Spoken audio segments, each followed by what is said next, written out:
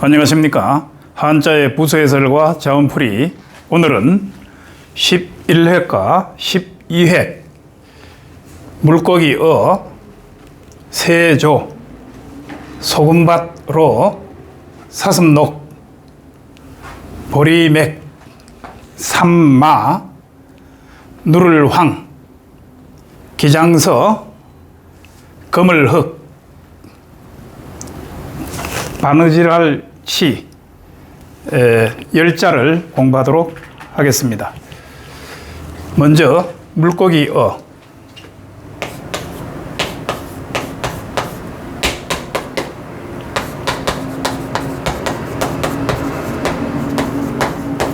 이 물고기 어자는 물고기 모양을 본뜬 글자이죠. 여기에 지느러미가 있고 이와 같은 그 고기 모양을 요 윗부분은 고기의 이 입부분, 그 다음에 고기의 몸통, 그 다음에 이 꼬리 부분, 지느러미를 뜻하죠. 이와 같은 고기의 모양을 본뜬 글자이기 때문에 상형 문자이다.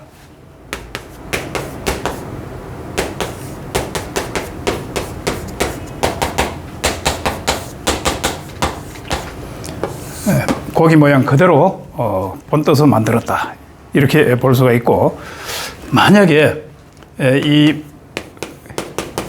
물고기 어자가 세자가 합쳐지면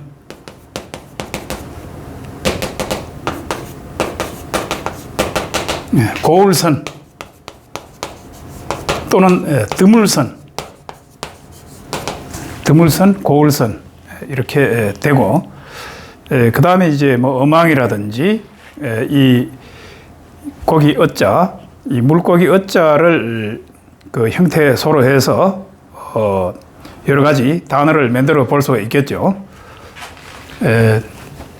비늘린 자가 있는데, 비늘린,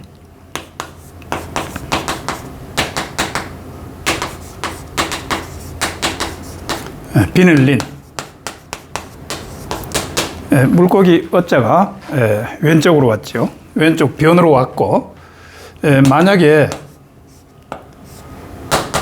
이렇게 하면은 거스르륵해서 영린이라고 하는데, 영린이라고 하는 것은 그 임금이 화를 낸다든지 또는 그 임금을 뜻하는 거죠. 영린. 그래서 이 어떤 그 죽음을 뜻하기도 하고, 임금이 화를 낸다라고 할 때 영린이라고 해요. 그 다음에 이 삼수변이 들어가면 고기 잡을 어가 되는데,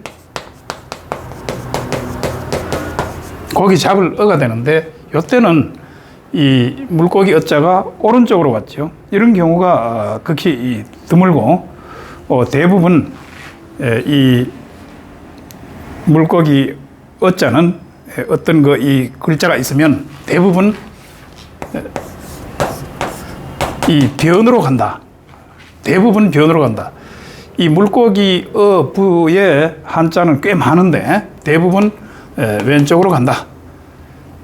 그리고 이 고기 잡을 어자에 여기 이 부자가 들어가면 어부가 되는 거죠. 어부. 이게 어부라고 이제 이렇게 쓰니까 이거 참고하면 되겠고, 그 다음에 세조.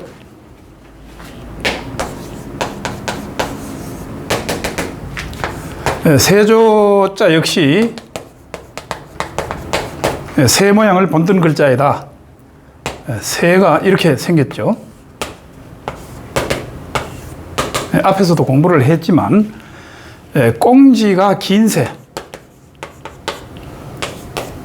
꽁지가 긴 새다. 꽁지가 또 짧은 새가 있는데, 짧은 새는 이렇게 그려서 새추자가 있죠. 새추. 예외가 이제 하나 있다고 했었어요. 예외는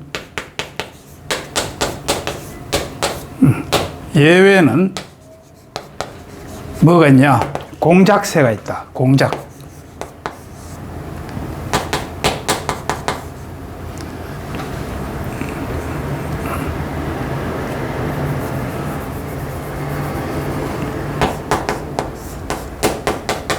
공작이라고 이렇게 쓰죠.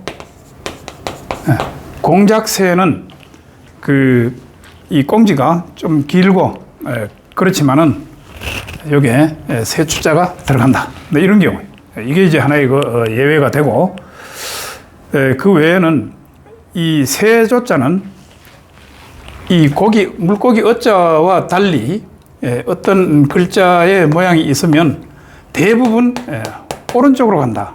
예를 들면은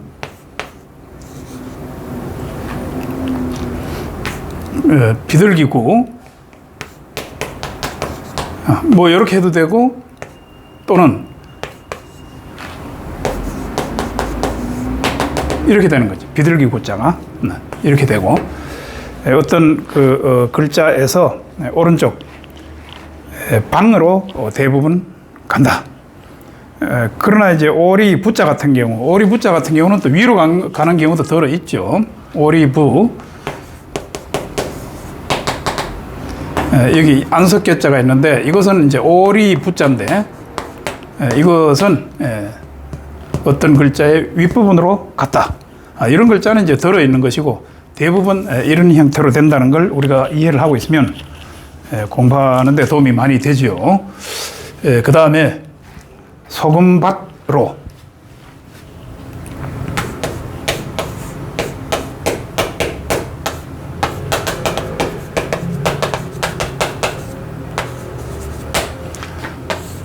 소금밭로자는 이것은 이제 요 글자가 이 선역 서자와 그 다음에 이 소금이 어떤 1상한, 2상한, 3상한, 4상한 이렇게 소금이 많이 있는 그 모양을 이렇게 표시를 한 거예요. 그래서 이와 같은 그 뜻을 가리켜서 서쪽 소금밭이다. 서쪽 소금밭이다.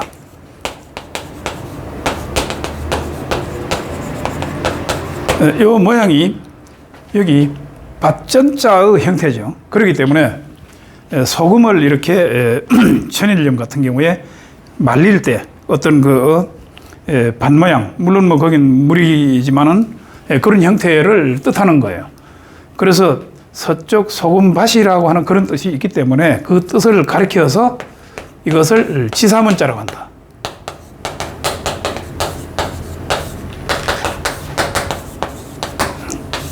지사문자이다. 이렇게 우리가 이해를 하면 되고, 그 다음에 어떤 글자가 있으면 대부분 변으로 간다. 이렇게 이해를 하면 되겠습니다.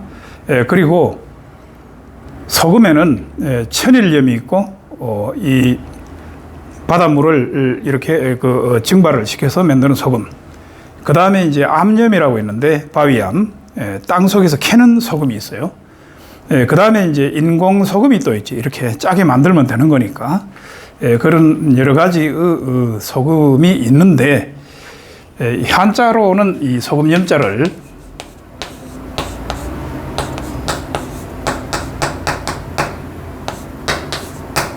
이렇게 써요. 이게 소금 염자인데,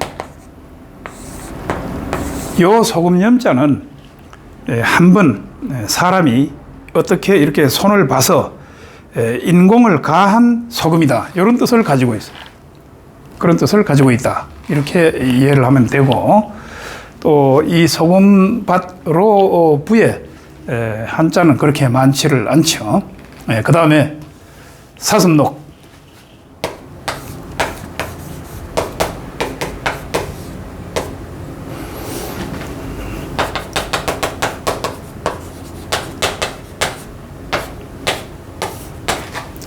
사슴 녹자는 사슴의 모양을 본뜬 글자이다. 그래서 사슴이 이제 뿔도 있고, 요 밑에 요 부분은 이제 다리가 되는 거죠. 그래서 사슴 모양을 본뜬 자다. 그런 결과적으로 상형 문자가 된다.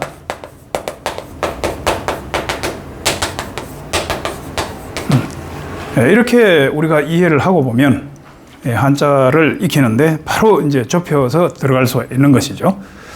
그래서 사슴은 이렇게 발질을 많이 해서 먼지를 많이 내요. 사슴이.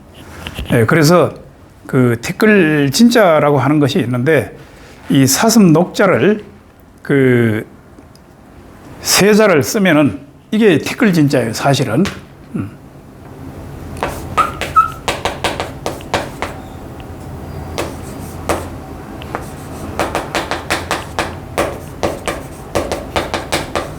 이것이 티끌 진짜인데 이걸 변화해서 사슴이 지나가면 먼지가 많이 나니까 여기에 흑토자가 들어가서 티끌 진짜가 된다. 몽진이라고도 하죠, 우리가. 몽진. 그래서 티끌 진짜를 저렇게 쓴다, 이렇게 이해를 하면 되고, 그 다음에 한자 더 써보면은 고울여, 요 위에 것만 해도 이제 고울여자인데 여기에 사슴녹자가 들어가면 고울여자다. 그래서 우리가 이제 고려라든지 또는 고구려 이렇게 하면 고구려 다 되죠. 그래서 그때 쓰는 한자가 또 될 수 있다, 이렇게 이해를 하면 되고, 그 다음에 이제 축록이라고 하는 뜻이 있어요. 축록, 쫓을 축자. 쫓을 축. 쫓을 축자는 요게 어미돼지 시자인데 돼지를 뒤에서 몰아간다, 이런 뜻이 있어요. 축록이라고 하면 사슴녹자. 축록.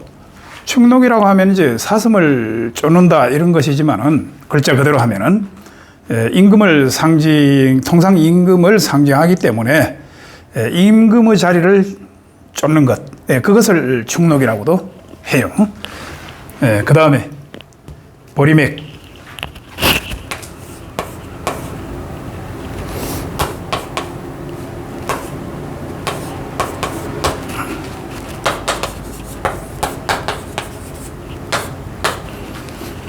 보리맥. 그 보리맥자는 요 위에 부분이 이렇게 올레자죠. 올레자인데 보리에 보면은 까끄라기가 있어요. 까끄라기. 그 까끄라기가 우리가 이렇게 손에 잡으면 이렇게 보내려고 해도 자꾸 자기 앞으로 와요, 그것이. 그런 의미도 좀 있다는 거예요. 그래서 보리래라고도 하는데, 그 다음에 요 밑에 있는 것은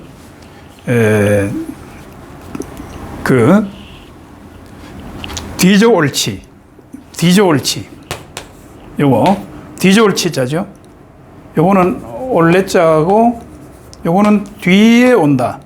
뒤저올치. 이렇게 되는 거예요. 그러니까 이것을 결과적으로 합치게 되면은 보리맥자가 되는데, 보리는 그해 9월 달에 보통 파종을 하면 그 이듬해 여름에, 한여름에 추수를 해요.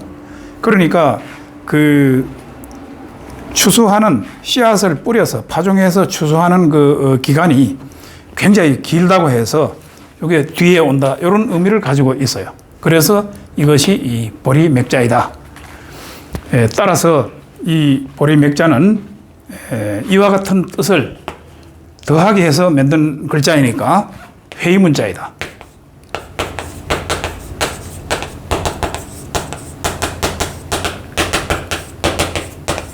회의문자이다.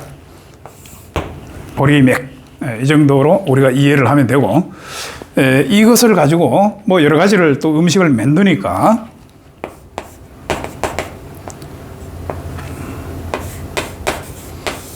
이렇게 길게 해서 이 보리맥 받침이 되는 거죠. 여기다가 이 얼굴면, 낫면자가 들어가면은 이것이 국수면자가 된다. 면 계통의 그 음식, 이 국수면. 라면 할 때도 역시 이렇게 쓰는 것이고, 그 다음에 이제 생맥주 할 때도 보리맥자 이거 쓰는 것이죠.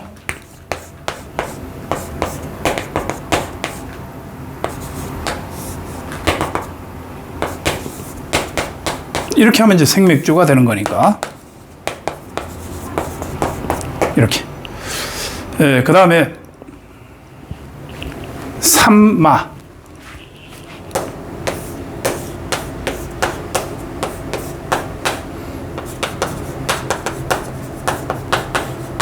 삼마부 해서 이 삼이라고 하는 것은 이러한 그 돌집, 집이죠. 그러한 그 돌집에서 요 밑에 있는 요 글자가 삼파자예요. 삼파. 이거는 돌집 엄자고, 그런 야전에 지어놓은 그런 이런 사람이 사는 집은 아니고, 그런 돌집에서 이 삼을 갖다가 이렇게 이렇게 작업을 한다는 뜻인데, 요 한자는 삼줄기 껍질빈. 그러니까 삼을 이렇게 과거에 보면 이런 곳에 이제 이렇게 껍질을 벗겨서 건조를 시켜요. 그래서 그걸 갈기 아주 이 가늘게 찢어서 연결을 하면 실이 되는데, 그것으로 짜는 것이 삼배가 되는 거예요. 그래서 그런 단계에서 이 껍질을 벗겨서 이렇게 건조시키는 모습, 이것이 삼줄기 껍질 빈자다. 그 두 자를 합치면은 삼파자가 된다. 이게 음을 나타내고, 이와 같이 두 자를 합쳐서 이렇게 그와 같은 뜻을 포함해서 만들었기 때문에 결과적으로 이것도 회의문자이다.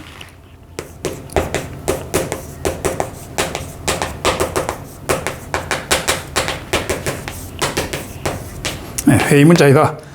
뜻을 합쳐서 새로운 뜻과 뜻이 같은 것을 더하기 위해서 새로운 글자를 만들었다. 이렇게 되는 것이요. 우리가 이제 이 갈마자가 있는데, 갈마, 이 삼마자에다가 이게 나무목자는 아니에요. 나무목자 아니라는 걸 우리가 이제 알아야 되고, 여기에 돌석자가 들어가면은 갈마가 되고, 거의 의미가 비슷해요. 여기 손수자가 들어가면은 문지를마가 되는데, 대표음이 그렇지. 대표음이. 결과적으로 비슷하다는 건데, 가는 것이나 문지르는 것이나 약간의 이 느낌의 차이는 있어도 거의 비슷하죠. 글자도 비슷하고, 돌로 가느냐, 손으로 이렇게 문지르느냐, 이런 차이라고 우리가 생각을 하면 되고, 주로 이제 우리가 절차탁마라고 할 때, 그때 또 쓸 수 있는 그런 글자이죠. 그 다음에 누를황.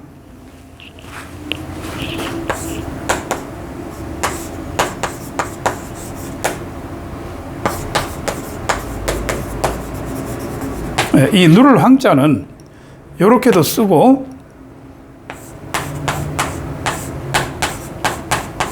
이렇게 써도 돼요. 이렇게 쓰면은 이거는 12획이 되고, 이렇게 쓰면은 11획이다. 이렇게 되는 거예요. 획수의 차이가 좀 있다. 이런 것이 한 획 정도. 그래서 의미가 똑같은 글자인데 이렇게도 쓰고 이렇게도 쓴다는 것이요. 그걸 우리가 이해를 하면 되겠고, 그 다음에 이 누르황자는 밭전자에 여기에 요 위에 풀초가 들어가서 이게 이제 빛광자다. 빛광. 빛광자를 우리가 이렇게도 쓰지만 불꽃염 위에 풀초머리. 요것을 변화시켜 가지고 만든 글자이기 때문에 형성문자이다. 요거는 형성문자이다. 한쪽은 뜻, 한쪽은 이렇게 해서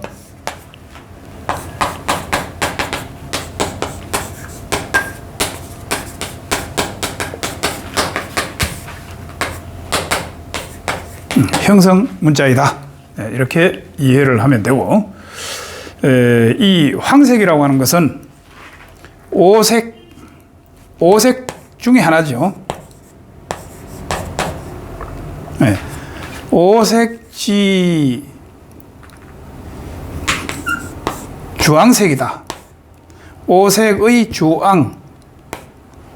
주황이다. 오색의 주황색이다. 오색지1이면서 오색의 한 가지이면서 가운데색이다. 가운데색이다. 이런 얘기죠. 예. 우리가 오색 중에 황색은 청색과 백색, 그 다음에 흑색과 적색 이것을 이렇게 혼합을 하면 섞으면은 그 색깔이 황색이 돼요. 황색이 흑색이니까 흑색은 결과적으로 어떻게 보면은 우리가 이 땅색이죠. 흑에서 왔다 흑으로 가니까 우리도 이제 사람 색깔이 흑색이에요. 황인종 이렇게 되는 거죠. 그 다음에 여기 기장서.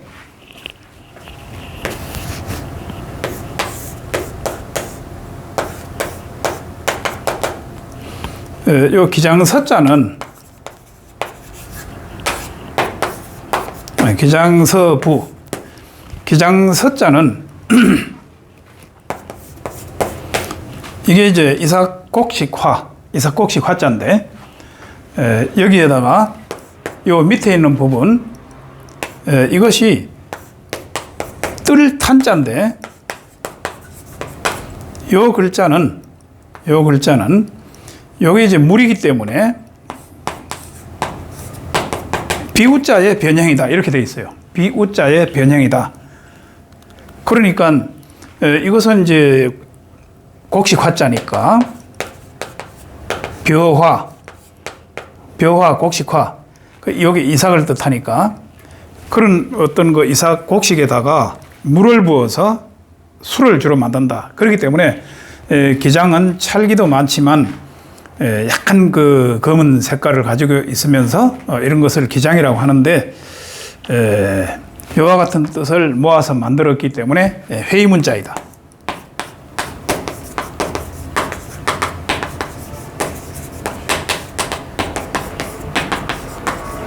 회의문자이다. 이렇게 되는 것이죠. 그래서 기장 색깔이 약간 검기 때문에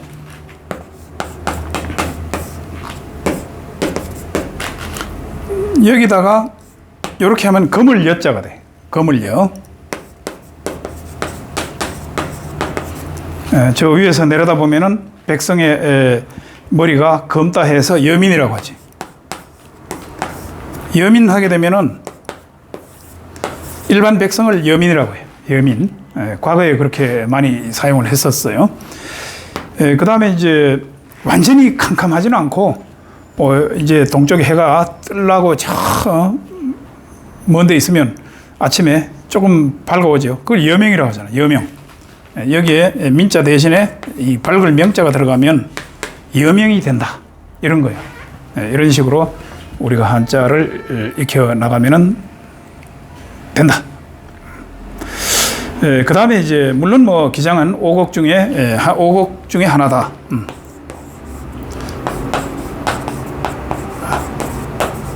오곡지1이다. 오곡 중에 하나다. 이렇게 우리가 이해를 하면 되겠습니다.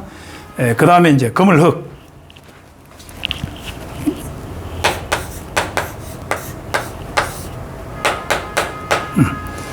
요거 이제 거물 흑자인데,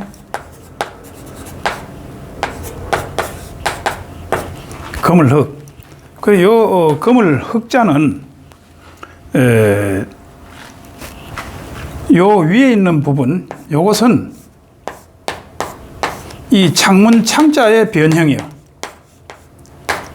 창문 창자를 이렇게 쓰는데 창문 어떤 이 공기가 통하는 그것을 뜻하고, 그 다음에 요 밑에 있는 부분은 이 불화자 두 개, 요것이 변형이 되어서 여기 흑토처럼 이렇게 보이지만은 원래는 불이다, 이런 얘기죠.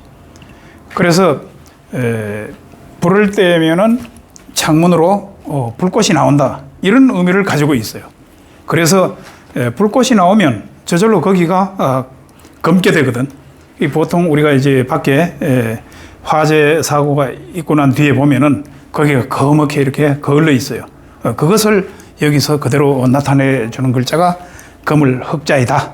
이렇게 이해를 하면 되고, 결과적으로 요 글자도 회의문자이다.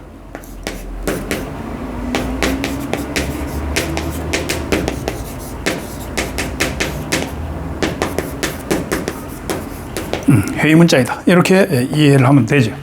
그 다음에 이제 우리가 이 금을 흑자에 여기에 금을 흑자에 이게 점점자, 점벌점자가 들어가면 이게 금을점 또는 점점 이렇게 되거든요. 점심이라고 할 때 이렇게 쓰는데 점심이죠. 점심은 마음에 점을 찍는 거단 말이지. 점심을 그렇게 많이 먹는 게 아니고 한자로 보면은 점점 마음심, 마음에 점을 찍는 것. 그래서 아침 저녁은 좀 잘 먹고 점심은 뭐 간단하게도 먹어도 된다 하는 이런 내용이 한자에서는 우리가 풀어볼 수가 있는 것이죠. 그 다음에 마지막으로 수놓을치 또는 바느질할 치, 바느질을 한다. 이렇게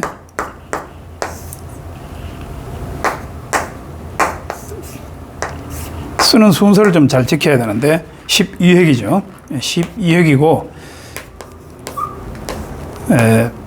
바느질할 치, 바느질을 한다. 그래서 바늘에 실을 끼워서 이렇게 수를 놓은 수를 놓은 그 모양. 과거에는 이렇게 많이 했죠. 그래서 수 놓은 그 모양을 이렇게 보고 그 모양을 본뜬 글자이다. 그렇기 때문에 이것은 상형문자이다.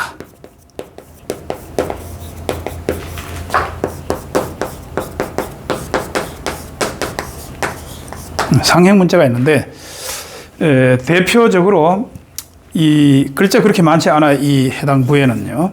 그래서 수놓을 보자가 있는데 수놓을 보자는 이 바느질할 치자에다가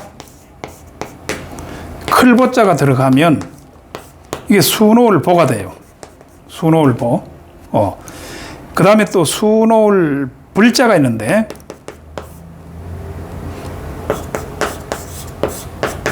여기에 계달아날 발자가 들어가면 수놓을 불이 된다.